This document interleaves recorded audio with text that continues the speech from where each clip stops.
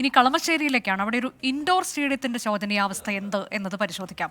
ഈ സ്റ്റേഡിയത്തിന്റെ പണി പൂർത്തിയായിട്ട് വർഷം 4 കഴിഞ്ഞു. സ്റ്റേഡിയം ഇതുവരെയും പക്ഷേ തുറന്നു കൊടുത്തിട്ടില്ല.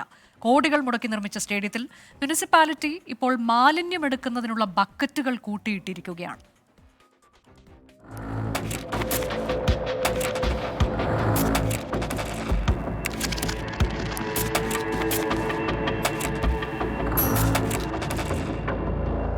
കളമശ്ശേരിയിലെ വെള്ളാനകളുടെ പദ്ധതിയാണ് എനിക്ക് പിന്നിൽ കാണുന്നത്.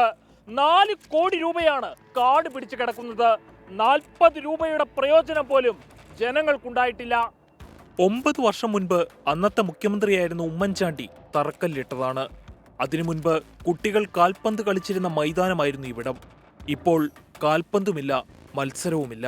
സർക്കാരിൻ്റെയും ജനങ്ങളുടെയും പൈസ ഉപയോഗിച്ച് ഈ ഫണ്ട് ഉപയോഗിച്ചുകൊണ്ട് ഈ ഇത്രയും സാധനങ്ങൾ ഇതുപോലെ പണിതിട്ടിട്ട് അശാസ്ത്രീയമായ രീതിയിലുള്ള അല്ലെങ്കിൽ ആളുകൾക്ക് ഉപയോഗമില്ലാത്ത രീതിയിൽ കാര്യങ്ങൾ ഇങ്ങനെ പോകുമ്പോൾ ജനങ്ങൾ ശക്തമായ ഒരു പ്രതിഷേധത്തിലാണ് ഇവിടെ. കാരണം വെച്ചാൽ ഈ ഹൃദയഭാഗത്ത് ഇതുപോലൊരു ഹൃദയഭാഗത്ത് കളമശ്ശേരി മുനിസിപ്പാലിറ്റി ഒരു ഇൻഡോർ സ്റ്റേഡിയം അതപ്പോൾ വലിയ പ്രതീക്ഷയോടുകൂടി കണ്ടതാണ് ഇവിടെ എല്ലാവരും.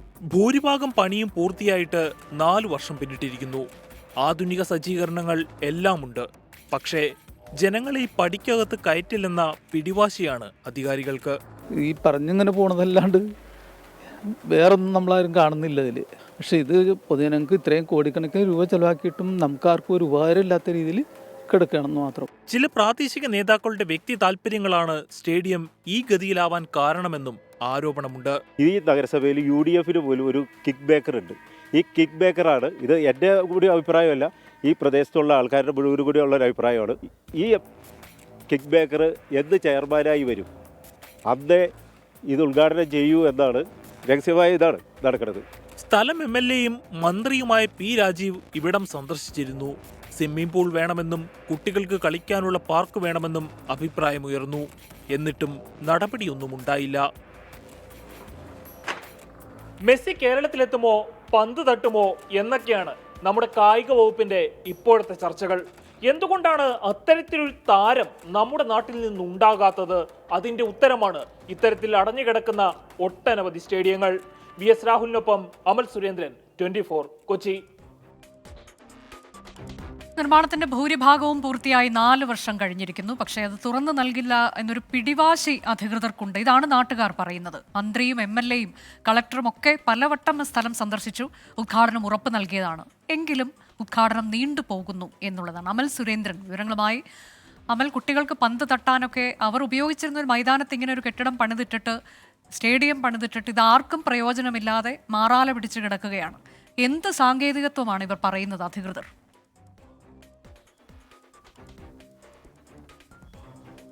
അനുജ, 9 വർഷമായി, 1ഉം 2ഉമല്ല 9 വർഷമായിട്ട് ഈ ഒരു സ്റ്റേഡിയത്തിന്റെ നിർമ്മാണ പരിസരം അല്ലെങ്കിൽ ഈ നിർമ്മാണ ചരിത്രം തുടങ്ങിയിട്ട് ഇത്ര കാലം എടുത്തിട്ടും ഈ ഒരു സ്റ്റേഡിയം കുട്ടികൾക്ക് കളിക്കാനുള്ള, കുട്ടികൾക്കോ മുതിർന്നവർക്കോ ഒക്കെ കളിക്കുവാനുള്ള ഒരു സാഹചര്യത്തിലേക്ക് എത്തിയിട്ടില്ല. അതിന് പലതരത്തിലുള്ള മുടന്ത ന്യായങ്ങളുമാണ് അധികാരികളുടെ ഭാഗത്തു നിന്നുണ്ടാകുന്നത്. പലതരത്തിലുള്ള നിർമ്മാണ അപാകതകളും അവർ ചൂണ്ടിക്കാണിച്ചപ്പോഴും അത്ര സാരമായിട്ടുള്ള നിർമ്മാണ അപാകതകളൊന്നും ഇതിന്റെ ഭാഗമായി ഉണ്ടായിരുന്നില്ല എന്നാണ് നാട്ടുകാരും മറ്റുള്ള ജനപ്രതിനിധികളും നമ്മോട് പറഞ്ഞത്.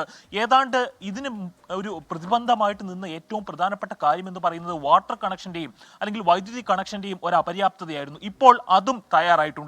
എന്നിട്ടും ഏതാണ്ട് നിർമ്മാണത്തിന്റെ ഭൂരിഭാഗം പ്രവർത്തനങ്ങളും സാധ്യമായതിനു ശേഷവും ഈ സ്റ്റേഡിയം തുറന്നു കൊടുക്കുവാൻ അധികാരികൾക്ക് സാധിച്ചിട്ടില്ല. സംസ്ഥാന സർക്കാരിനാണോ മുനിസിപ്പാലിറ്റിക്കാണോ ഇതിന്റെ ഉത്തരവാദിത്തം എന്ന് നമ്മൾ തിരക്കുമ്പോൾ പരസ്പരം പഴിചാരുകയാണ് അധികാരികൾ ചെയ്യുന്നത്.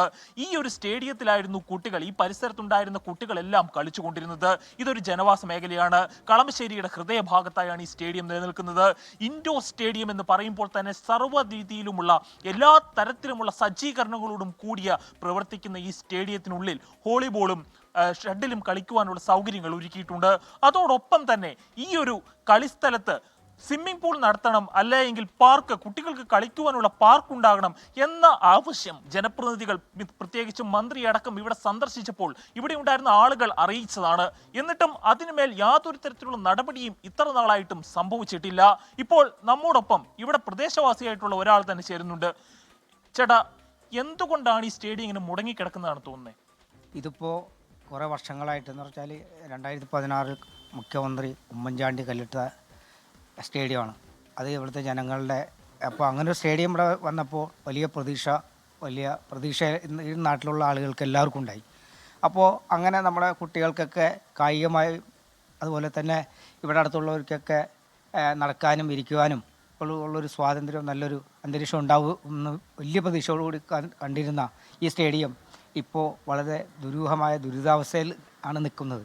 കാരണം വെച്ചാൽ ഒരു 8-9 കൊല്ലമായി ഇതിങ്ങനെ തന്നെ പണി പൂർത്തീകരിച്ച് കിടക്കുന്നത്. 10% മാത്രമേ ഇതിൻ്റെ അകത്ത് വർക്ക് തീരാനുള്ളതെന്നാണ് നമ്മൾ അറിഞ്ഞത്. ഇത്തരത്തിൽ വളരെയേറെ പ്രതീക്ഷയോടുകൂടി ഈ പ്രദേശവാസികൾക്കെല്ലാം ഒരു കായിക പ്രതീക്ഷയോടുകൂടി വളർന്ന ഈ ഒരു സ്റ്റേഡിയത്തിൽ ഇപ്പോൾ മുനിസിപ്പാലിറ്റി മാലിന്യം ശേഖരിക്കുവാനുള്ള ബക്കറ്റുകൾ കൂട്ടിയിട്ടിരിക്കുകയാണ്. മാത്രമല്ല ഇവിടുത്തെ പലതരത്തിലുള്ള രാഷ്ട്രീയ പാർട്ടികളുടെയും ഫ്ലെക്സുകൾ ഈ സ്റ്റേഡിയത്തിനുള്ളിൽ കൊണ്ടിടുന്ന സാഹചര്യമുണ്ടായി. നാട്ടുകാരുടെ തുടർച്ചയായിട്ടുള്ള പരാതിയെ തുടർന്നാണ് ആ ഫ്ലെക്സുകളെല്ലാം എടുത്തു മാറ്റുന്ന സാഹചര്യമുണ്ടായത്. മറ്റൊരു പ്രധാനപ്പെട്ട പ്രശ്നം, സാമൂഹ്യ വിരുദ്ധരായിട്ടുള്ള ആളുകൾ ഇവിടേക്ക് വരാനുള്ള സാഹചര്യങ്ങളെ ഈ നാട്ടുകാരുടെ ജാഗ്രത ഒന്നുകൊണ്ട് മാത്രമാണ് തടുക്കാൻ സാധിക്കുന്നത്.